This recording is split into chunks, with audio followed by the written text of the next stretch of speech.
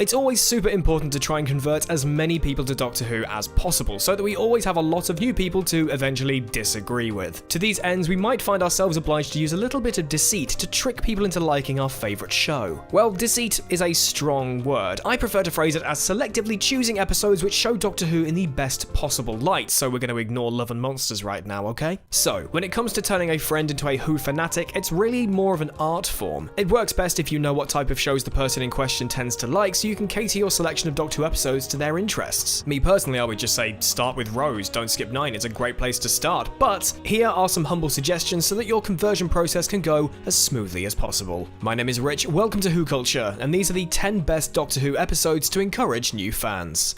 Number 10. City of Death. If you've got a friend who maybe has a sort of thing for Douglas Adams, then show them City of Death. It's got a great script written by the man himself, and it is chock full of those delightful witticisms Adams is known for. City of Death has a wonderful sense of humour that Tom Baker and Lalla Ward take full advantage of. Speaking of Four and Romana, their chemistry is at an all-time high. The whole adventure plays out as a fun-filled romp through Paris, and it's nearly impossible to resist its considerable charms. Extra points for an awesome villain and a note-perfect Da Vinci name drop.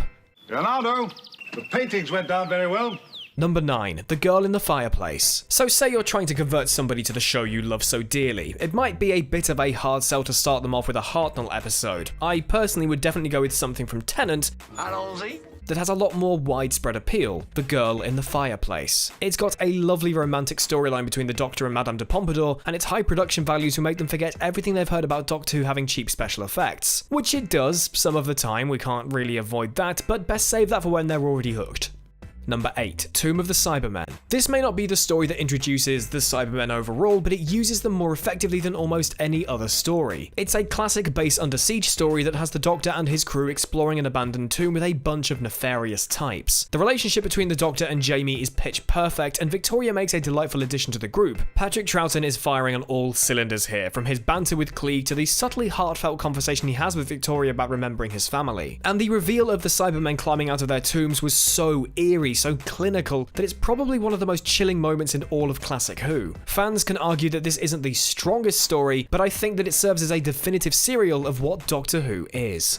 Number 7. The Time Meddler. The Time Meddler is a great story for anyone who's got a bit of a thing for history. It's set in 1066 in the days prior to the Battle of Hastings, when the Norman invasion of Britain changed the cultural landscape forever. It features a fantastically eccentric villain in the meddling monk, who seems to like nothing better than to mess with the natural order of things. Through the exploits of the monk, the implications of trying to change fixed points in time are addressed. Never, never interfere with the course of history.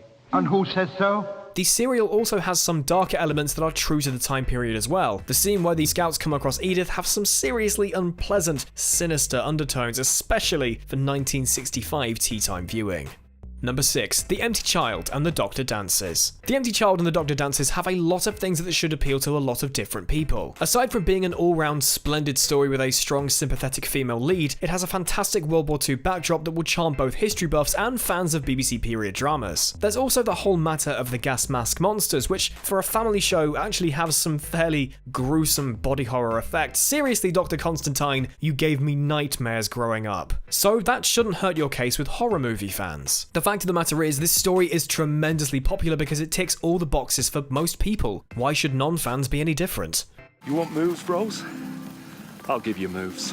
Number 5. The Dalek Invasion of Earth. Maybe your buddy really likes gritty science fiction, but all he thinks of when Doctor Who is mentioned are silly monsters and the neon bright costuming of the 1980s. So, take him back to one of Hartnell's best serials, The Dalek Invasion of Earth. Probably one of the bleakest stories the show has ever produced, it shows a future Earth after Daleks have taken over the planet. The small resistance forces are massively outgunned, outmanned, outnumbered, and outplanned, and are losing quickly. One glimpse of the nightmarish Robomen, a clear prototype for the Cybermen, and the eerie sign warning against dumping bodies in the river, and the supposed silliness of Doctor Who will be the furthest thing from their minds.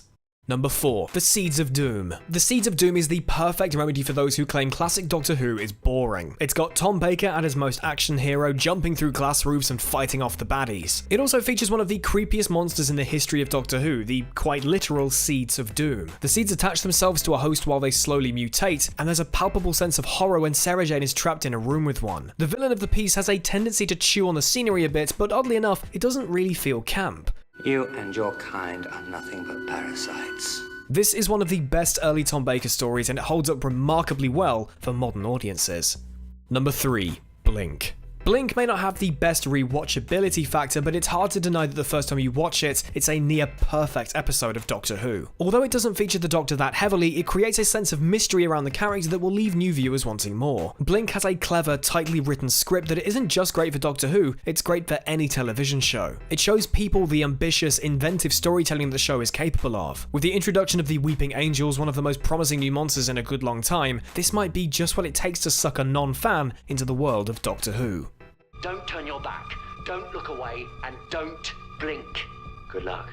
Number 2. The Green Death. Got a friend who's a bit of a hippie? The Green Death is probably the perfect way to introduce them to Doctor Who. In fact, they'd probably like all of Pertwee's era where environmental issues were really pushed to the forefront. Sure, the maggots are a bit crap, I'm sure there's few people arguing against that, but the entire episode has a surprisingly nuanced approach to the ethical issues here. Essentially, the plot boils down to the fact there's this oil refinery spewing toxic green sludge that seems to cause some rather unpleasant mutations. There's an inevitable confrontation between the greedy corporations and the idealistic environmentalists, and it plays out quite effectively in the story. And of course, there's the giant maggots. Never forget the giant maggots.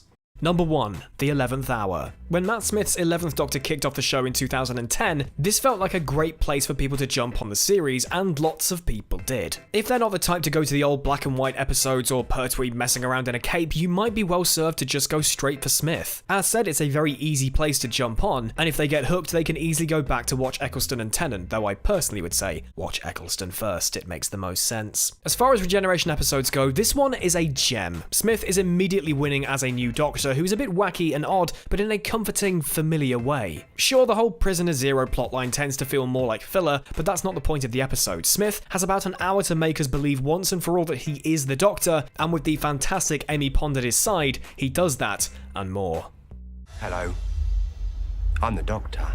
So that is my list. What are the best episodes to start Doctor Who with in your humble opinion? For me personally, as said, I think it's Rose. Don't skip 9. I'll fight you. Let me know in the comment section down below. Please subscribe to WhoCulture if you haven't already, and please check out the Escaping Kasterborous Doctor Who Rewatch podcast. Thank you very much for watching. My name is Rich. You can follow me on Twitter at PickupChangeToe and on Twitch at RichIsLive. Take care of yourselves, and I'll see you soon.